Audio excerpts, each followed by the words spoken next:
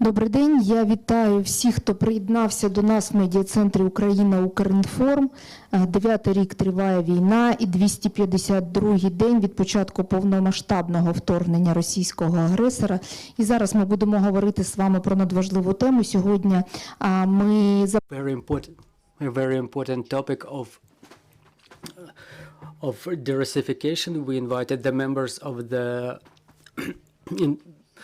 Ministry of Information Policy, and we'll talk about the overcoming of the consequences of russification and totalitarianism. I want to introduce our guest. It's Oleksandr Tkachenko, Head of the Expert Council, Minister of Culture and Information Policy of Ukraine.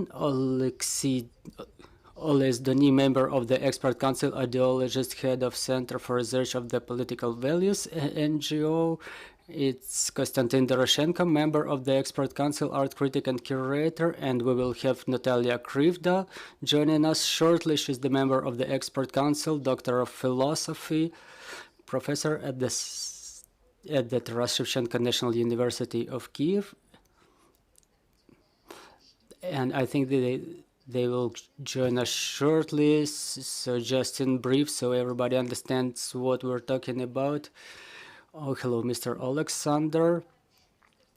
I will remind you that the Ministry of Culture and Information Policy had a number of expert discussions about with the communities and the representatives of authorities and local communities. These issues are very sensitive to our society, and there were very different opinions on either preservation or transformation of those monuments. So back then, the ministry came to the conclusion to create the advisory body with the ministry, which became the expert board. I would like to talk about the decisions taken by the expert board, and one of these is about the monuments related to Russian or Soviet imperial history. So please, Mr. Oleksandr.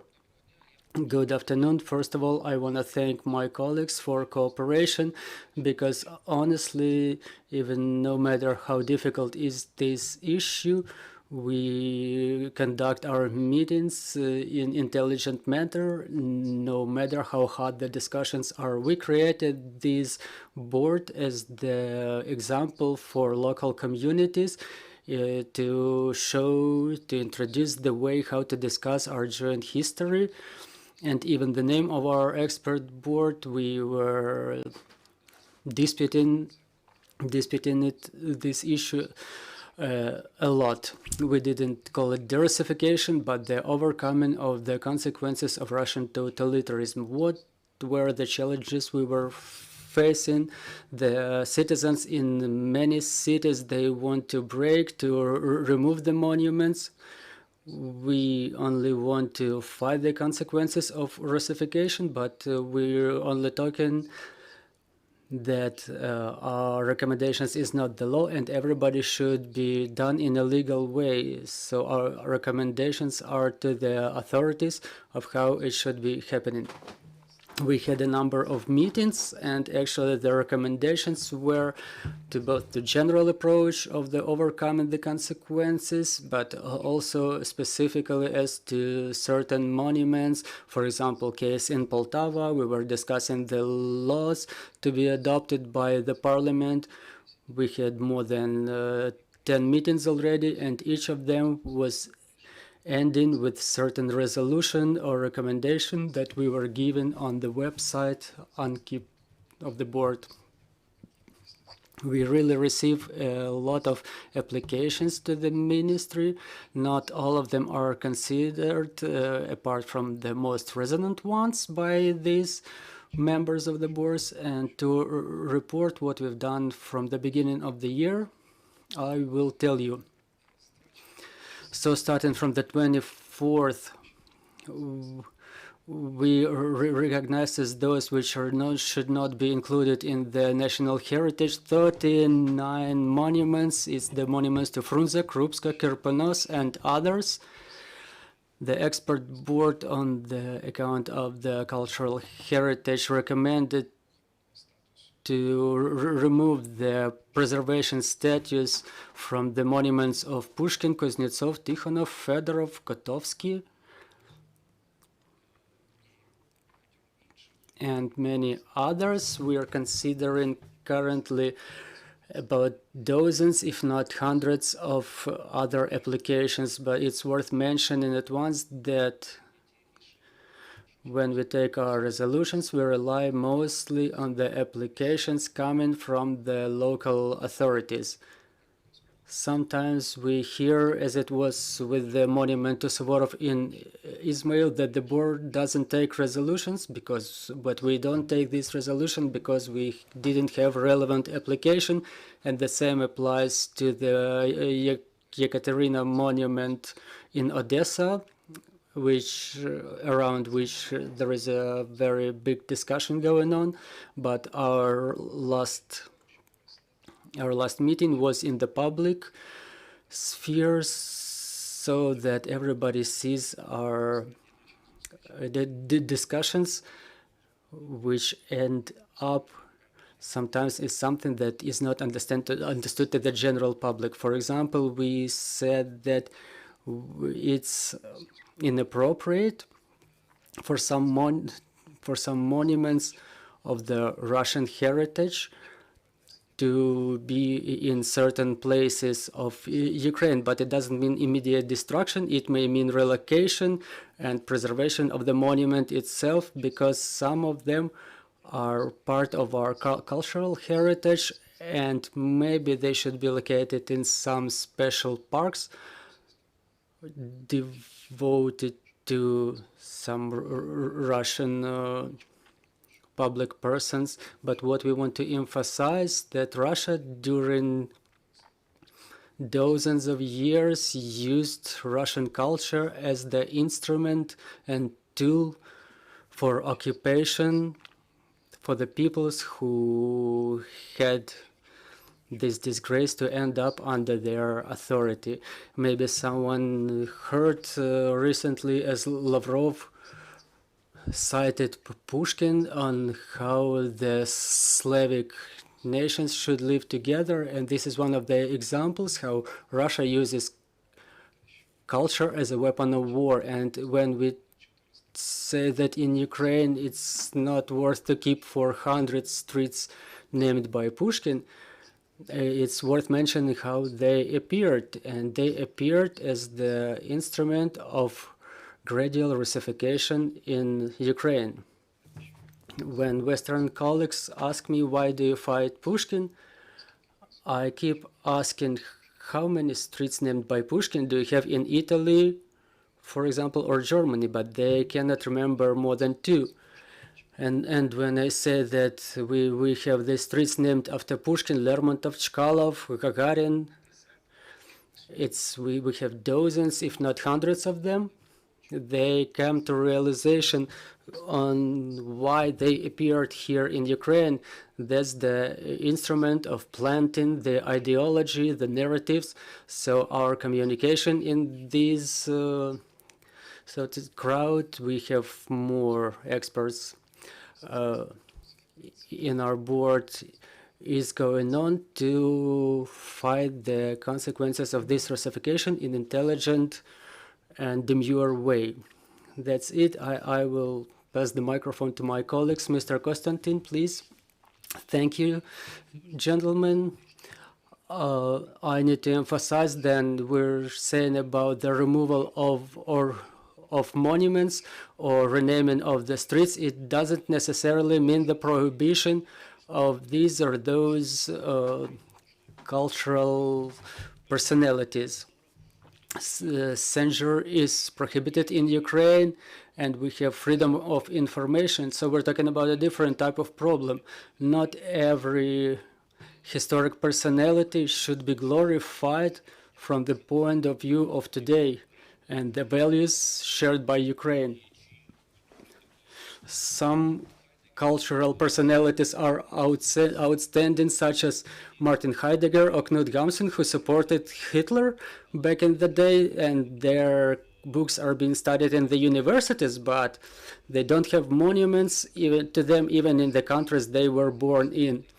So I want to emphasize again, in no case the experts working in the board with the Ministry of Culture are against or that they are for prohibition of these historic or philosophic works of the people we're talking about.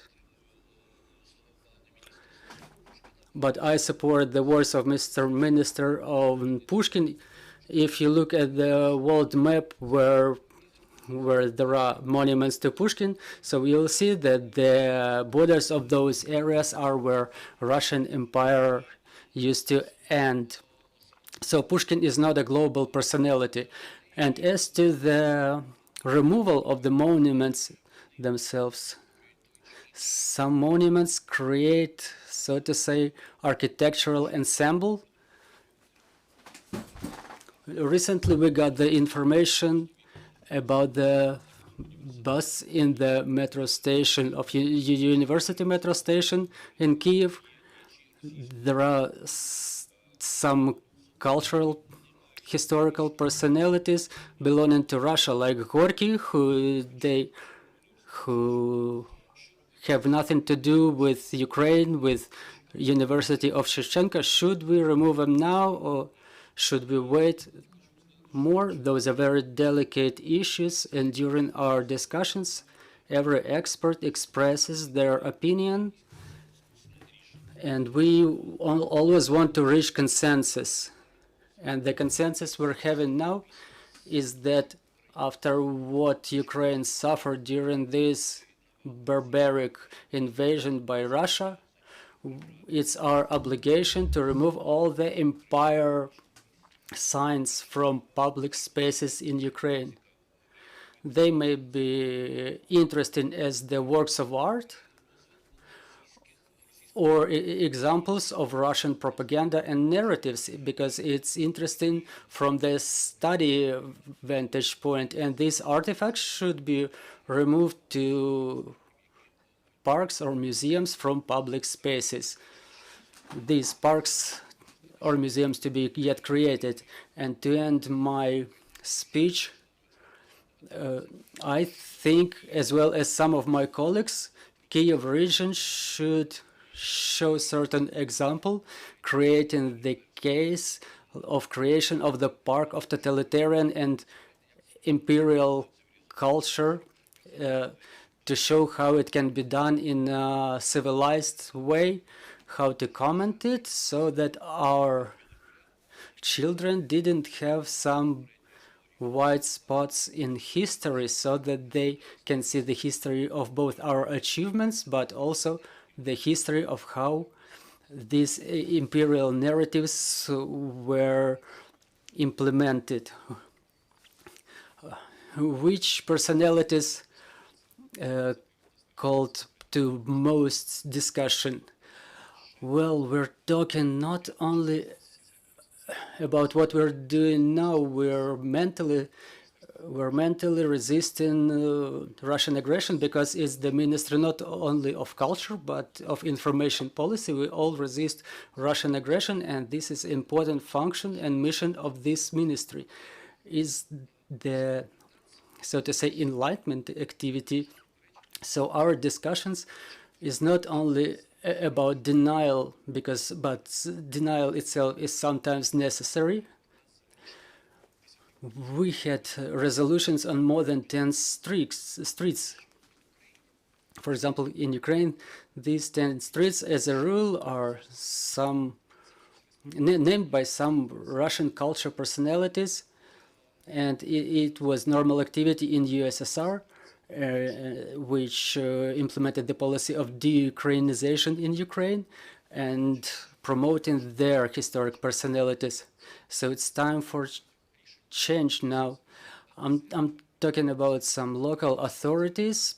In cases of some streets or monuments, they are within the framework of responsibility of local communities or local authorities. So those authorities should have should get some advice from central authorities. For example, during one of the meetings of our expert board, we had to hold a discussion with our colleagues from Poltava, with both representatives of local authorities and community members. Poltava, to a certain extent, during the construction of the city, was used as a propaganda function. It has such a huge number of objects which glorify Russia and Russian weapon, but also victory over the Ukrainian insurgents.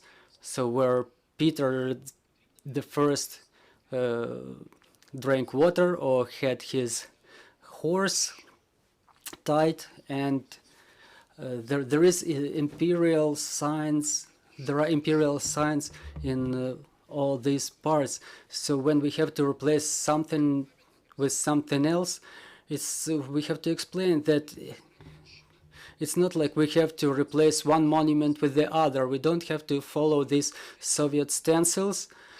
So I think that there is not yet understanding, because we need more discussion, because Mr. Konstantin remembered our yesterday's discussion about the university metro station. From the formal point of view, the facility belongs to Kiev Metro. How it was built? It was like 50-50 pantheon. 4 persons are well-known Ukrainians and 4 well-known Russians. Now it's understood that it was not us who started the war, so now there is no place for them in this metro station. If I will remind you, it was first Gorky who despised Ukrainians. I will interrupt you for a second. 10 most used toponyms: Gagarin, Chkalov, Gorky, Lermontov, Michurin, Suvorov, Mayakovsky, Matrosov, and Komarov. They have nothing to do with Ukraine, as you see. So the same example with the university metro station. Gorky, who despised the Ukrainian language, Pushkin, who despised all other ethnicities, Mendeleev is the historic personality, and Lomonosov, who studied in Kiev Mohyla Academy, by the way. And we propose to remove him. So there is a discussion, and some of the members of our board, they say that we need to replace them with someone else, with like Grushevsky, Lesya Ukrainka, and they call the names of the well-known Ukrainians. I don't insist that my opinion is the ultimate truth, but look, the idea of Russian authorities was not only to show their despise to Ukrainians, and to show that it's only they have maximum like 50% participation. The intent was to show that we don't have our history. For example, in terms of this university metro station, why cannot we have a discussion between in Kiev local community, but they are all should be related to university, not Kotlяревsky and Lesya Ukrainka, but for example Maximovich, who was the first rector of the university, or Dragomanov, who was the famous scientist, or Chernovil, who studied in that university. We have to reinforce the role of women. Let's say Alagorska, who was making a window which was destroyed there. So we have to bring this light of knowledge to ourselves. And we have to help to the whole of Ukraine. It's not about the strength. So it's not about the removal of the Katerina monument in Odessa. We have to explain why. And we have to explain of how we can move it to a museum. The process is not simple, but we have to explain why they shouldn't be in the public space, because where there are Russian monuments, there is Russian boot coming after it. But we don't want it. Mr. Oleksandr, you mentioned Russian toponyms. What were the resolutions taken in their regard? Well, here the authority of the ministry is limited to recommendations. So we need the resolutions by the local authorities taken in with relevant issues. With the point of view of decommunization, I'm happy that now Parliament discusses at least 2 draft laws in this sphere that would help us to toponyms. As you've heard, only in Kiev there are dozens of streets are being remained. The other issue is renamed into what, but this process is started in many cities and it's in progress. Mr. Oleksandr, we know that lately there are big discussions in Kharkiv around Pushkin Monument. Also, can you please tell us about what's going on in this regard? I want to thank Mr. Minister for inviting me to this expert board. It's a great discussion platform which allows to sort out many issues by himself. I'm the director of Folio outlet. I speak with professors to rectors, discussing who is who from the vantage point of Hamburg account. I can give you an example that 10 years ago we said the executed Renaissance. The most of Ukrainians didn't know what's it all about, and many people just said, okay, there were some writers, but we don't know anything about this, and they are probably not worth anything. But now I can say that the biggest bestseller is The City Under Tombs, and people want to know about this, and it's they're all part of one compound, and we understand that the names of the cities, streets, the monuments, the names of the higher educational institutions, libraries, the orders, the awards, they were all one system. And when the one big country split apart, fortunately, they added Russian theaters, Russian artists, Russian literature, which were pressing on Ukrainians.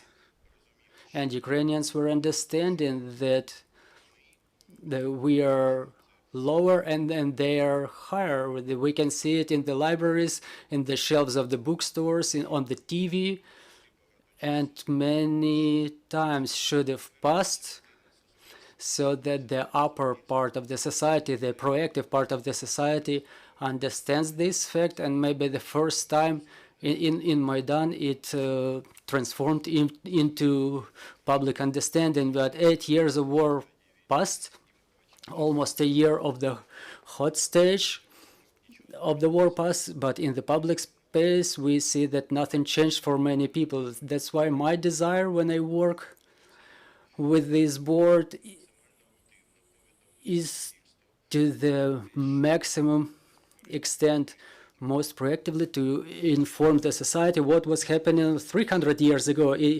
It's not for no reason that we have a lot of Pushkin or a lot of streets named after Pushkin. It's the policy of the Russian and Soviet authorities that funny chokhol is something that they were trying not only to say to the Russians themselves, but also to us, that we are not worth having our culture, Ukrainian culture. I will not say great Ukrainian culture, because there is Spanish culture, German culture, British culture that don't call themselves great. Only the Russian culture calls itself great. When we talk about the streets, the monuments, where are the monuments to Schiller or Goldsworthy or great American writers? We live in a free world, integrated. All the countries are mutually integrated. So say, should we make a monument to Korolenko, who was a Russian-speaking Ukrainian writer? Yes, but in Poltava or wherever the local authorities decide. Do we need a monument to Oleksandr Green? Yes, in Crimea, in Ukrainian Crimea, where he lived and was persecuted by Soviet authorities. But not only this writer, because we have a lot of other writers from other different countries, and the same applies to the school literature program. When we were studying during the years of independence, separately we were studying Ukrainian literature, world literature, and Russian literature. Well, no, Russian literature is a part of world literature, and it should have their allocated space. Ms. Natalia, please, good afternoon, colleagues. I have an honor of being a part of this expert board. I want to draw your attention to two important questions. One is communication.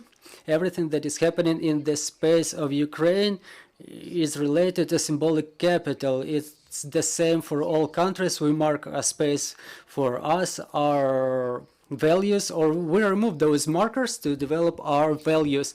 So symbolic capital is something we demonstrate to the world. We remember Pierre Bourdieu. I am the professor at the university. I will have quotations. Pierre Bourdieu is economic, social capital, and the essence of for all symbolic capital. So we work with the colleagues to have the symbolic capital of Ukraine systematically represented and demanded by the society, supported by the society, and demonstrated to the world.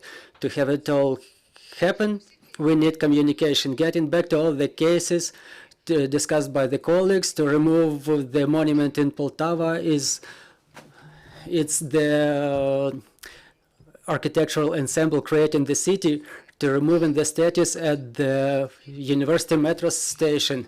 So not to replace them immediately with something. We need some explanation or through either QR code in some modern way, or some communication made by you professionals, or through a number of articles, explanations. May I ask you, who of you lives in the renamed streets? Do you know in whose name they were renamed? It's wonderful the students answer the questions. I'm not joking. I'm talking about serious things now. Do you know in whose honor they were renamed? Or ask many of your neighbors. I lived in the street named after Aristov, and I didn't know who was it. And now I live in Ypsilantiev Lane, and due to my profession, I know who is that. The lack of communication doesn't only create white stains, but it destroys the trust of the community. It's like it's not we who decided it, but this new name was imposed on us. Another example before the full-scale invasion, an example of Kievites fight the renaming of the street of Vanda Vasilevska to Janusz Korczak. In all the streets located on this street, in many schools on this street, the teachers were talking to the students, explaining who is Janusz Korczak, why he squeezes tears, not only from the kids, but from adults as well. It created a certain attitude to this personality. So the first thing I want to pay attention is the communication. We have to explain, we have to read, we have to bring this knowledge to the community. So the symbolic capital should be communicated, and it should be present in the public discussion.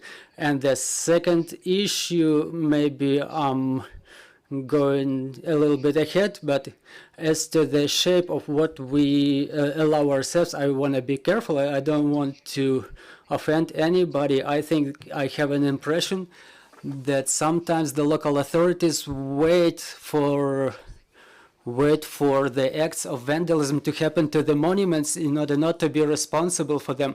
But I'm convinced we reached consensus, not immediately, but gradually we did, that the mode of removal should be absolutely civilized. We cannot allow ourselves to act in a way our enemies, our physical and symbolic enemies do.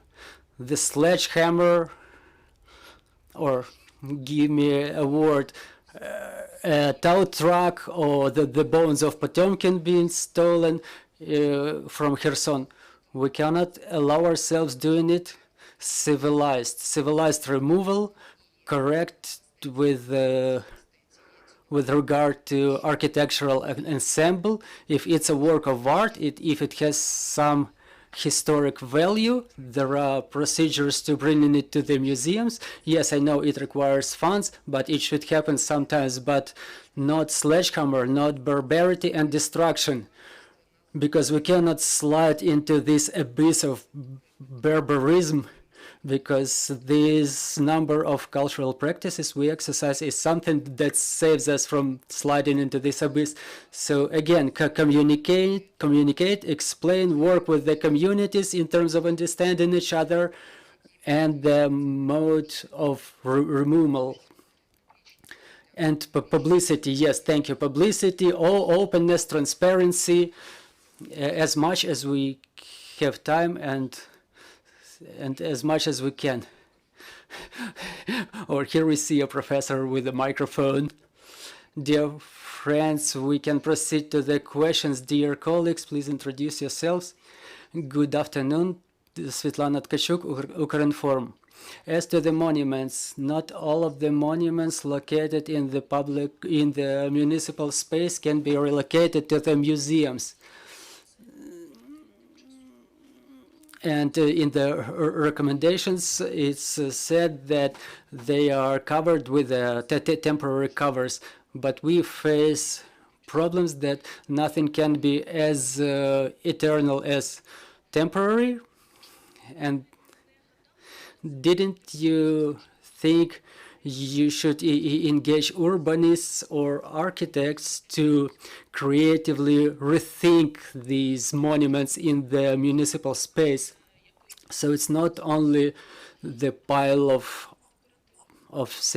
metal, but maybe some decorative elements, and in this way the symbolic capital could be rethought by the Ukrainian people. Thank you, very interesting question. And this is the civilized modern approach when the rethinking of historic science have some modern artists engaged in this process. You remember this arc of the Friendship of Nations, which used to exist, and a few years ago there was a flaw emergent there. That's a small invasion of Vladimir Kuznetsov, modern Ukrainian artist, which was a very appropriate comment of what's happening in modern history and the sense this arch was having previously. It's a very civilized approach, a very good example of a civilized approach. It's very difficult to find a relevant comment of this type to every monument. In this direction, yes, we have to work with modern artists in this direction, but it's not that we can do it always. And the monuments we cannot remove now, we cannot cover some of them now. For example, there are monuments to Lesser Ukrainka that we cannot cover now, but the war is raging on. It's normal to just cover certain monuments. With regard of war going on now, we don't have resources we can channel now to the removal of those monuments, but I agree with the colleagues, we can in no way allow ourselves to apply the barbarian approach. We're not Bolsheviks. If we fight totalitarian heritage, we cannot do it in a way they were doing it, the way they were destroying the churches and so on. It's the values issue. If there is a war imposed on Ukraine by Russia, it's the war of values, and we're on the civilized part of values. And another remark as to the monuments, let's not forget that when we see a monument to somebody, it's the monument made by somebody, and it's the part of Ukrainian art, Ukrainian culture, which suffered significant damage during the 20th century that we cannot contribute to this damage with our own hands. And moreover, it was made for taxes paid by our fathers and grandfathers who survived that era in a very difficult way, and it's our heritage that we should pass on to our to our descendants, so with a relevant comment, I think you were eavesdropping our discussion, because one of the very clever experts, very proactive experts, she gave us that example. For example, the monument to shores. There was an idea to replace the head of shores with the head of a horse, he writes. It's very original and modern approach. And even though he's a communist commander, and Leonid Kravchuk asserted it was made from his torso, but again, to remind that the Ukrainian humor culture is one of the components of Ukrainian culture, but not all of the ideas can be implemented now. Or Vasyl Kuzan, a writer from Uzhgorod who lives in Ivano-Frankivsk now. By the way, his wife is in Frankfurt now. She wrote a book about Holodomor and got an attention from the German public to this book. So he told us an example of Stalin monument in Lviv region. Well, everybody knows that it's a Stalin monument, but Stalin's head was removed, and the Shevchenko's head was put in place of it. So this creative rethinking, and there was a monument of Lenin rebuilt as a shepherd. What can be after war? Well, we cannot treat everything with humor. On other hand, on one hand, our task is to remove these monuments which attract the Russian boot. But we cannot lose our history. Every place, every community should be original by itself. It has a right to be such. So we cannot remain all the streets into Shevchenko, Khmelnytsky, or Franco. There is an attempt to do it now. So why Miss Natala asked, what street do you live at? I know, for example, Volgogradska street is renamed into the street of Roman Ratushny. I know him from 5 years, and he was working in this art field where our families were friends. And I know Roma lived in Batiyeva Gora, very close to in this close area, and I was offering to rename the Volgogradska street into Batiyeva Gora street. Well, after the death of Roman Ratushny in the front line, it's understood that the street was renamed in his name. But we have to. We don't have to lose the historic value, the history of the place, and the Kievites don't still have understanding of this. For example, there is a street named after Golovko, who is Ukrainian, who became a Ukrainian writer after killing his wife and kid.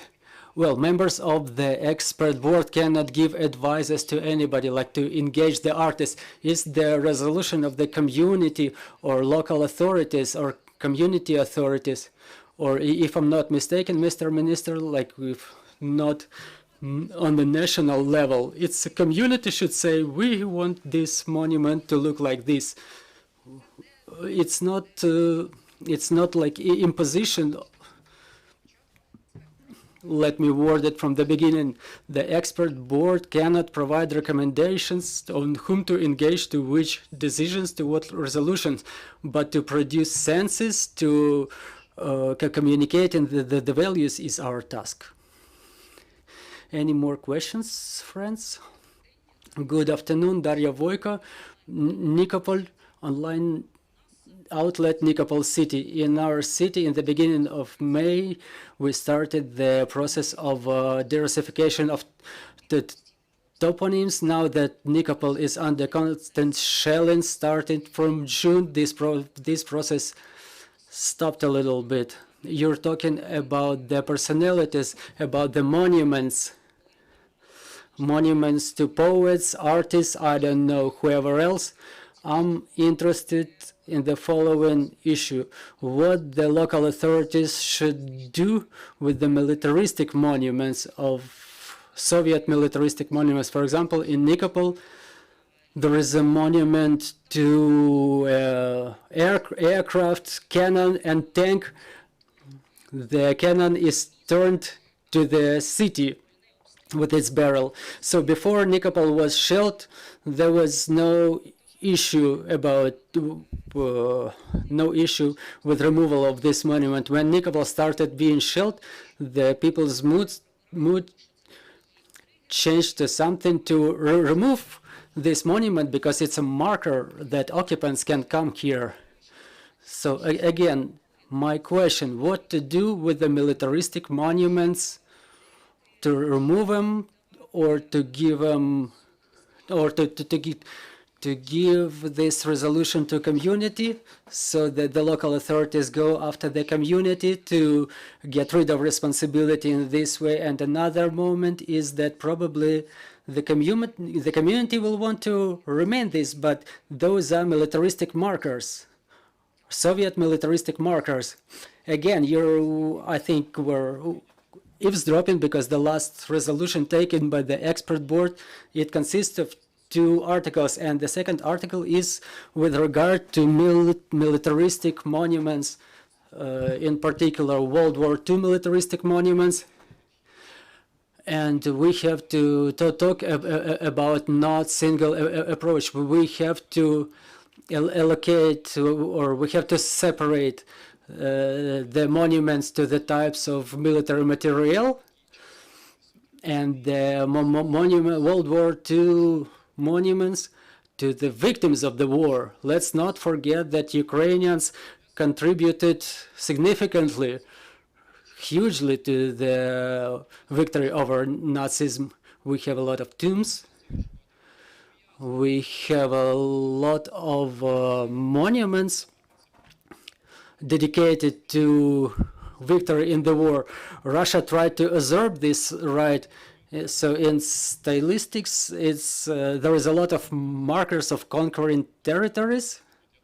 I can quote, or Mr. Minister may quote after this. So we need to preserve the sepulchres of those who died during the war. And our resolutions say for the military material, which is dehumanized, it only means the existence of the weapon.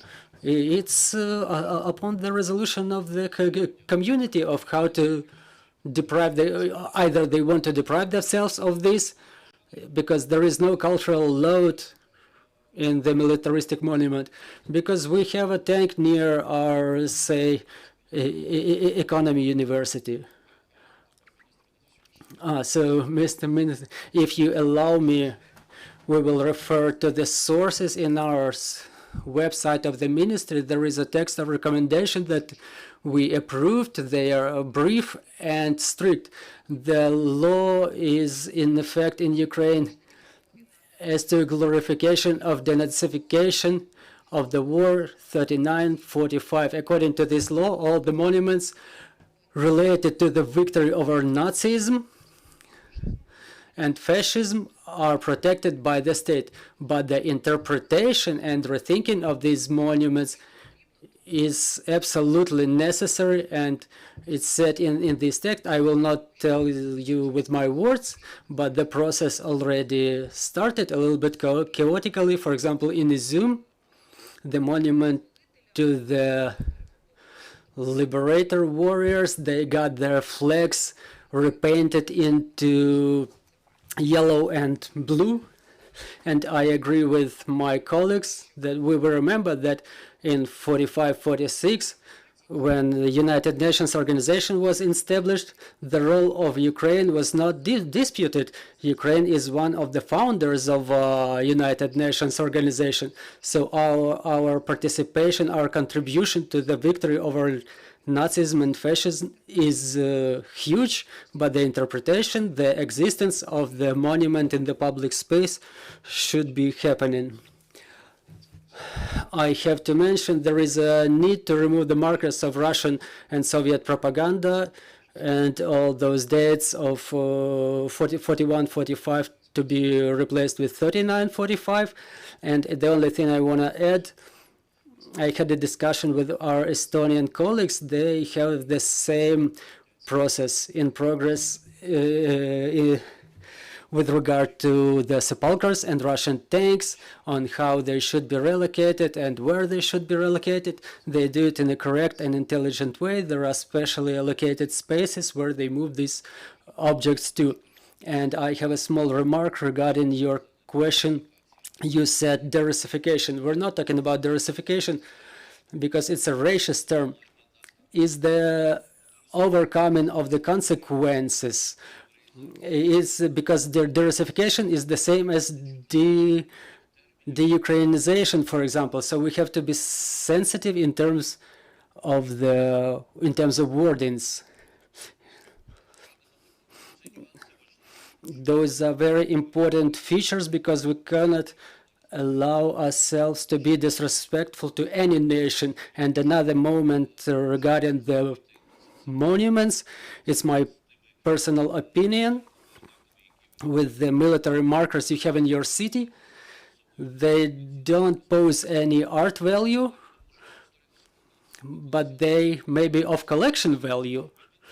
And we underestimate that some monuments in Ukraine, even the typical monuments, not interesting from the point of view of art, that cannot be musified. We can sell them in the bids, in the auctions. For example, a monument of Friedrich Engels was acquired by a collectioner in Great Britain and put there. We don't have to forget that, first of all, it's property that belongs to our communities, to our people, and we have to dispose of this property with, for example, with some profit, not to just destroy it. We have another question, please. TV channel ICTV, can you please tell us, the members of your expert board, what's their opinion on the fact that the TV channels show a lot of Russian experts of different kind? Do you have any remarks in this regard? Maybe they promote some narratives, maybe it's not very relevant to our discussion, to the subject of our discussion, but maybe somebody can comment well, with regard to the experts. I know if they are, it's they show up on the Freedom Channel, and I don't remember any of those showing up on the air of Ukrainian channels. Well, the Freedom Channel is specifically for Russian audience. We have more questions. Petro Tkachenko, public activist and blogger. Since when the monument to Vatutin, the punisher of Ukraine, executioner of Ukrainian people, and since when is he of art value? Maybe we should sell him in the auction. Well, you don't know how many times we discussed the monument to Vatutin. It's not about the monument itself, but it's about the tomb. So if we remove the monument, we have to do something with the tomb. But we have to conduct certain action, to do some investigation there. We have to set up an exhumation committee, but it's not only Vatutin's tomb, and it may take certain significant time. Just a second. I understand that maybe this monument seems redundant to a lot of people, but if there were no tombs of Vatutin, it could be solved easier. Anybody? Well, if I may, the monument to Vatutin, we already have the draft resolution prepared. We don't have it's Pavlo Hanizhnik. He's the professor, philosophy doctor in history. I'm sure you know him. he was the one who told us about what the problem is, because it's not only Vatutin's tomb there. There is also the sepulcher of Hetman Skoropadsky. So there should be a full exhumation complex of works. As to the monument itself, I can just tell you a joke from my school times. I'm a Kievite, and in the Soviet times we were joking when we were coming to Mariinsky Park. Does anybody remember what's written on the monument? Well, we understand that it's Vatutin who was injured and then died in the hospital. That's a story known to everybody. So what's written on the monument is to General Vatutin from Ukrainian people. So what was from Ukrainian people, a monument or a bullet? But we understand that his personality is ambiguous for Kievites, and all the monuments with ambiguous interpretation during the war, they should be removed. Maybe we think that all the tombs should be at the cemetery. Then to what cemetery? It was the procedure of the exhumation with the bodies of not only certain personality, so that nobody says that we just throw the bones out of the tomb. Because there are tragedies in our history when the Mazeppa's bones were thrown away. For example, we are a decent nation, and we are a nation of a normal cultural level. Everything will be done with the account of the remarks of the community and your remarks personally. And may I ask another question? Mr. Minister, as to the Tkachenko Center, you appointed new manager there. You didn't have a contract with the previous manager, and now that the new manager comes, it can lead to damage and restructurization of the Tkachenko Center.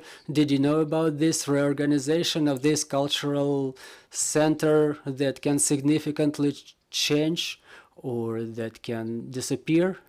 We had conversation with Dershkino about that, but they're currently under cabinet of, they submit to the cabinet of ministers, so you will get a better answer there. Thank you. I want to thank our experts for this comprehensive meeting. I want to thank our journalists for their interest to this subject. So thank everybody. Until next time, and glory to Ukraine.